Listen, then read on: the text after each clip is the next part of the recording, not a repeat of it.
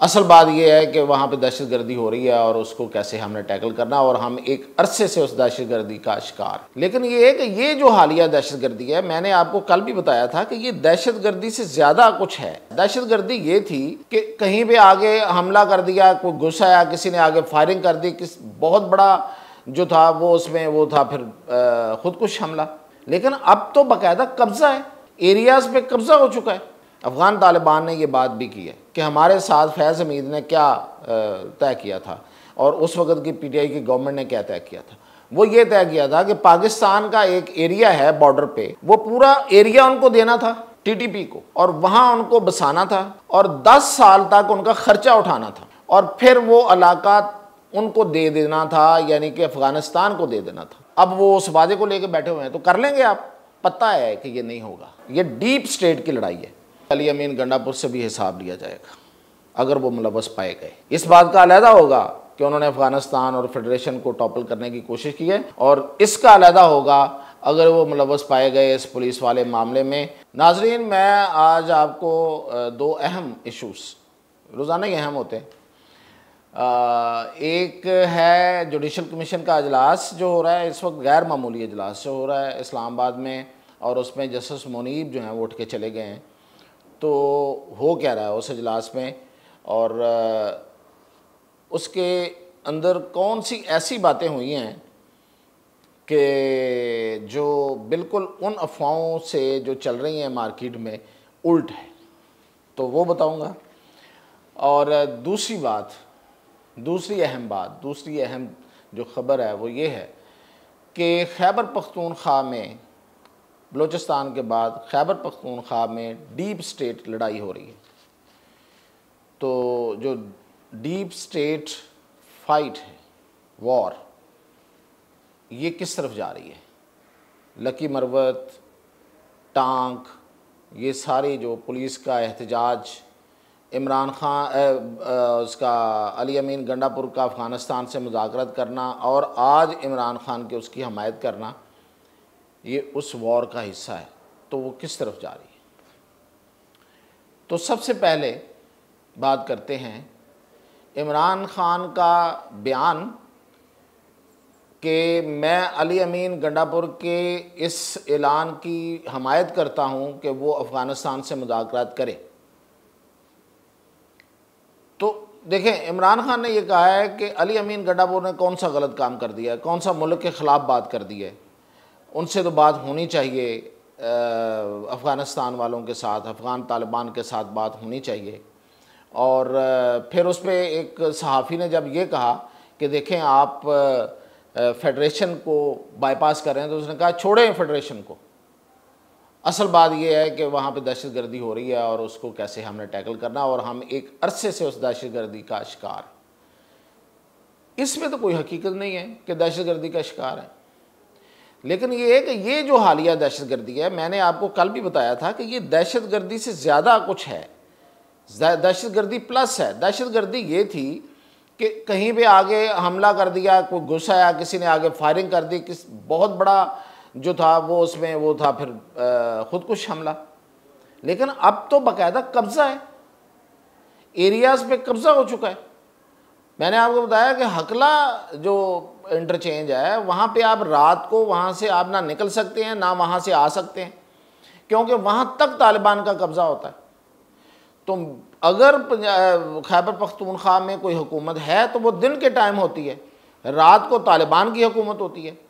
मतलब ये कि Hakla upward to DI Khan and Tank and फिर वो सारा लकी मरवत और बन्नू, पुलिस में हमले हो रहे हैं, नो डाउट हो रहे हैं, पुलिस के मुतालबा ठीक हैं, बिल्कुल ठीक हैं, लेकिन ये मुतालबा कहाँ से आ गया कि फ़ौज को निकालें? और फिर आप जो मुज़ाकरात करने जा रहे हैं, देखें उसमें था क्या। अफ़गान तालिबान ने ये बात भी की है कि हमारे साथ फैज़ हमीद ने क्या तय किया था और उस वक़्त की पीटीआई की गवर्नमेंट ने क्या तय किया था। वो ये तय किया था कि पाकिस्तान का एक एरिया है बॉर्डर पे, वो पूरा एरिया उनको देना था टीटीपी को, और वहाँ उनको बसाना था और 10 साल तक उनका ख़र्चा उठाना था, और फिर वो इलाका उनको दे देना था, यानी कि अफ़गानिस्तान को दे देना था। ये था मुआहदा। देखें, ये मुआहदा भी अगर आपने करना है, फ़र्ज़ करें, तो किसको करना चाहिए? किसी एक जर्नैल को और या किसी हुकूमत को, पार्लियामेंट को करना चाहिए।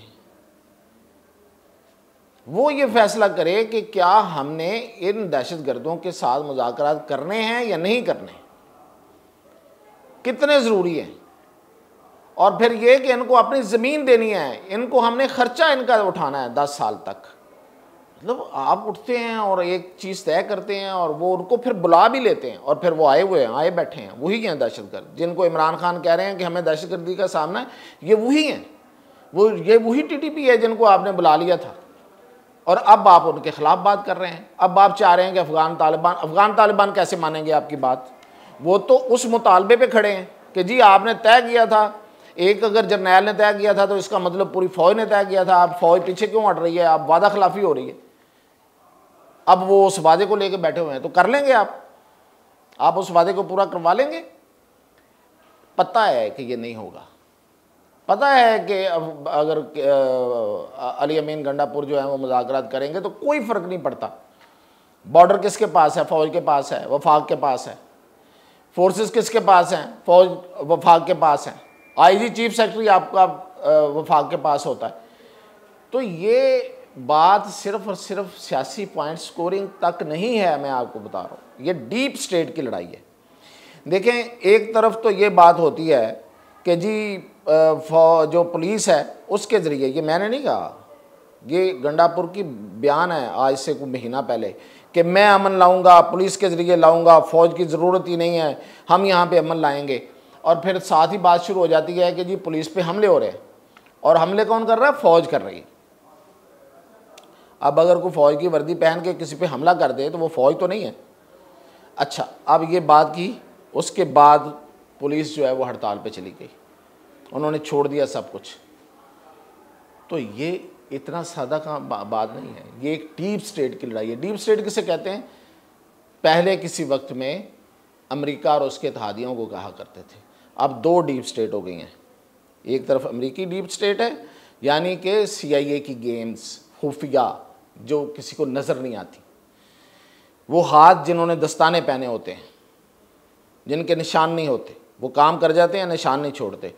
और अब जो उसके मुकाबले में वो है चीन, रशिया, टर्की, पाकिस्तान। अब ये भी एक डीप स्टेट है।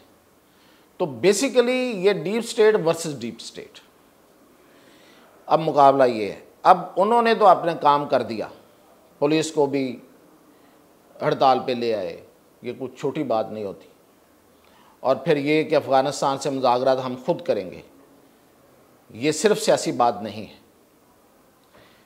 इस सारे मामले में ये जो सब कुछ किया गया है, ये बेसिकली उस डीप स्टेट का किया जा रहा है। तो उसके मुकाबले में भी अब एक तैयारी है। आज तक ये पेशरफ्त है कि लकी मरवत के पुलिस वालों के तमाम मुतालबात मान लिए गए हैं, और वहाँ पे लेकिन फ़ौज को निकालने का मुतालबा नहीं माना गया,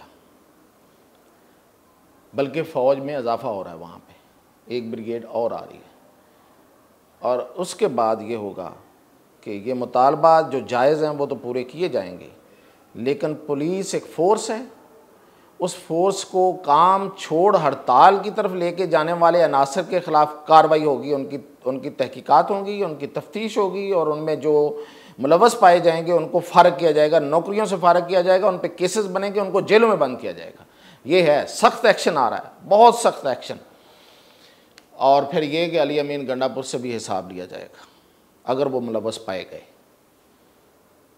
इस बात का अलहदा होगा कि उन्होंने अफ़गानिस्तान और फेडरेशन को टॉपल करने की कोशिश की है, और इसका अलहदा होगा अगर वो मुलव्वस पाए गए इस पुलिस वाले मामले में, और वो उस डीप स्टेट के हाथों, अमरीकी डीप स्टेट के हाथों अगर वो इस्तेमाल हुए, तो ये है असल गेम। तो आज से एक्शन शुरू है। तो ये अब आपको बड़ी तेज़ी के साथ ये चीज़ें नज़र आएंगी, क्योंकि लड़ाई बहुत बड़ी है।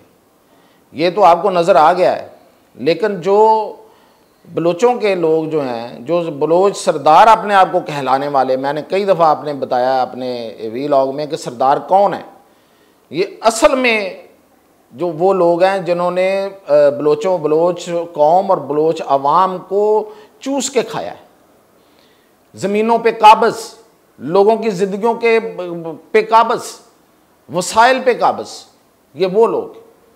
अब ये कोई जरगा कर रहे हैं बहुत बड़ा, और उसमें ये अब मौलाना फजल रहमान को भी दावत दी है। फजल रहमान थोड़े जाएंगे, अगर जाएंगे भी तो जाहिर है उनके साथ तो नहीं होंगे कि आए हम फैसला करते हैं कि पाकिस्तान के साथ रहना भी है या नहीं रहना। ये है, इस हद तक लड़ाई है। तो ये वो लड़ाई है जो दस्ताने पहने हाथ करवा रहे हैं, और उसकी सबसे बड़ी वजह मैंने आपको बता दी थी कि वो है अमेरिका जो इस गेम को सारे को चला रहा है, क्योंकि वो सब कुछ नहीं होने देना चाहता जो हमारे पाकिस्तान के मफाद में है, और वो ये नहीं चाहता कि हम अमेरिकी ब्लॉक से निकल के, अमेरिका की ग़ुलामी से निकल के किसी और तरफ जाएं। अमेरिका से की ग़ुलामी से निकलने का तरीका ये है, नारे मारना नहीं होता। खैर, अब मैं दूसरी तरफ आता हूँ। दूसरी बड़ी ख़बर वो ये है कि जुडिशल कमीशन का गैर मामूली इजलास इस्लामाबाद में सुप्रीम कोर्ट की इमारत में हो रहा है, और उसकी सरबराही चीफ जस्टिस साहब कर रहे हैं।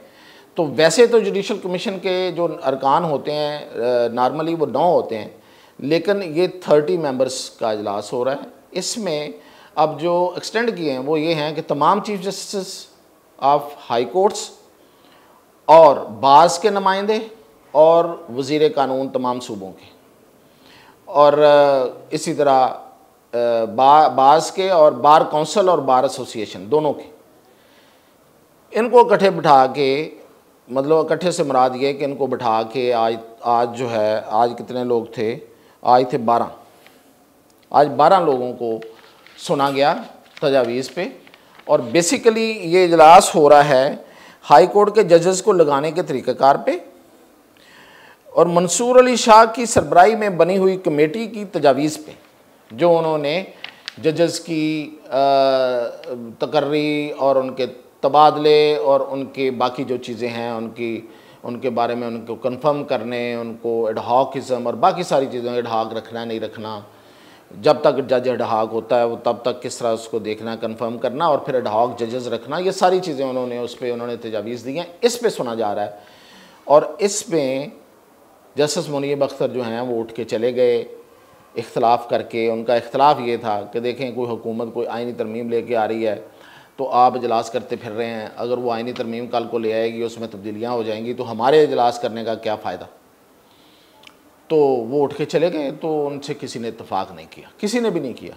यानी कि करने वाले कौन थे? मंसूर अली शाह। जस्टिस मंसूर अली शाह को करना चाहिए था ना, जिस तरह लोग समझते हैं कि वो कोई एक जैसे हैं, कोई एक कैंप है, कोई ऐसा है। ऐसा तो नहीं हुआ, वो तो बैठे हुए हैं जस्टिस मंसूर अली शाह, और वो कार्रवाई आगे बढ़ती जा रही है। तो आज 12 लोगों को सुना जा रहा है, और इसमें जो सबसे बड़ी जो बात आई है सामने वो ये आई है कि उसमें फिर जब ये हुआ तो अटॉर्नी जनरल ने आगे से कहा कि एक पहली बात तो ये है कि जुडिशल कमीशन नहीं पूछ सकता हुकूमत से कि वो आईनी तरमीम कर रही है या नहीं कर रही है, ये मैंडेट नहीं है आपके फोरम का। और दूसरी बात ये है कि उसने कहा कि मेरे इल्म में ऐसी कोई आईनी तरमीम नहीं है जिसकी बात आप कर रहे हैं। और ये बात उन्होंने खैर उधर कही है, और फिर उन्होंने वहाँ पे कोई थोड़ा गॉसिप भी की है, और अटॉर्नी जनरल ने, वो बड़ी अहम है। उस गॉसिप से आप अंदाज़ा कर सकते हैं कि ये जो अफवाहें फैली हुई थी इधर उधर, और ये जो हो रहा था कि जजेस के हवाले से, ख़ास तौर पे जजेस की मुद्दत मुलाजमत के हवाले से, उसमें को थोड़ा सा अब डाउट आ गया है। और इसकी क्लैरिटी वैसे कल होगी, आने वाले कल में। वो क्यों होगी वो भी मैं आपको बताता हूँ। तो अटॉर्नी जनरल ने ये कहा है कि देखें, जो मंसूर अली शाह साहब हैं, अच्छा, इजलास के दौरान उठ के चले गए अटॉर्नी जनरल भी बाद में, काफ़ी बाद में, जब मुनीब गए, जस्टिस मुनीब, तो उसके बाद में तो पूछा गया कि आप भी जा रहे हैं, तो उन्होंने कहा नहीं नहीं, मैं तो जो जस्टिस मंसूर अली शाह कहेंगे मैं उनके साथ, मैं उनके फैसले को मानता हूँ। यानी कि अपना ट्रस्ट शो कर दिया। तो ये अटॉर्नी जनरल का ट्रस्ट हुकूमत का ट्रस्ट ही होता है ना। तो मज़ीद उन्होंने जो बातें की हैं उन्होंने कहा है कि देखें बड़े अच्छे जज हैं और मेरे तो इनसे काजी साहब से भी ज़्यादा अच्छे तल्लुकात हैं। जस्टिस मंसूर अली शाह की बात हो रही है और उन्होंने कहा है कि मैं हुकूमत को मशवरा दे रहा हूँ कि ये बहुत अच्छे जज हैं और कोई ऐसी जो आइनी तरमीम है वो ना लाई जाए। और मेरा नहीं ख्याल कि कोई आइनी तरमीम आ रही है। वैसे जो आइनी तरमीम अगर आनी है या नहीं आनी है उसका जवाब तो वज़ीर कानून ने देना है और वो कल आएंगे अजलास में। तो इसका मतलब कल अगर वो कहते हैं कि होनी है तो क्लियर हो जाएगा, अगर नहीं होनी है तब भी क्लियर हो जाएगा। लेकिन अटॉर्नी जनरल कह रहे हैं कि उनके इल्म में ऐसी कोई बात नहीं है और वो जस्टिस मंसूर अली शाह के साथ बहुत कंफर्टेबल है। तो इनकी मुलाकातें भी इन दिनों काफ़ी हुई हैं, मुसलसल मुलाकातें हुई हैं और कहा यह जा रहा है, कहते ये हैं कि जी स्मार्ट जज हैं, पता ना, मतलब जस्टिस मंसूर अली शाह के स्मार्ट जज हैं। शायद किसी को कम एतराज़ हो फैसलों पे, किसी से मराद दोनों साइडों को, और वो जज्बाती थे। समझ गए किसके बारे में, वो जज्बाती थे, ये स्मार्ट हैं। तो इसलिए मैं जो समझता हूँ कि ये बेहतर है। ये है अटॉर्नी जनरल। अभी तो हुकूमत ही समझेंगे हम। When attorney general speaks, government speaks, तो यही कहेंगे हम।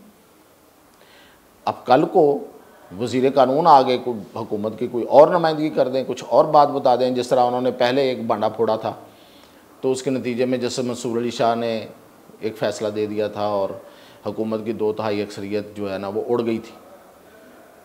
तो अब पता नहीं अब आके वो कोई इसी तरह का कोई बांडा ही फोड़ते हैं या हकीकत में कुछ सही वाला बयान देते हैं या क्या करते हैं। ये तो आज़म नज़ीर तारड़ हैं जो कल आएंगे तो वो बताएंगे।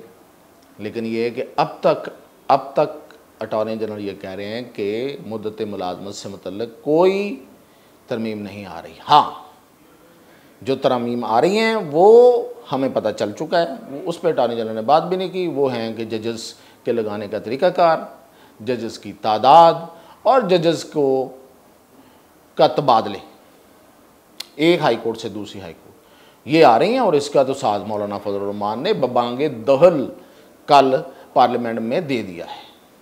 सिर्फ वो एक एक्सटेंशन वाले मामले पे अड़े हुए हैं और उसी की मैं बात कर रहा हूँ कि उसी पे अटॉर्नी जनरल भी कह रहे हैं कि वो नहीं आ रही है।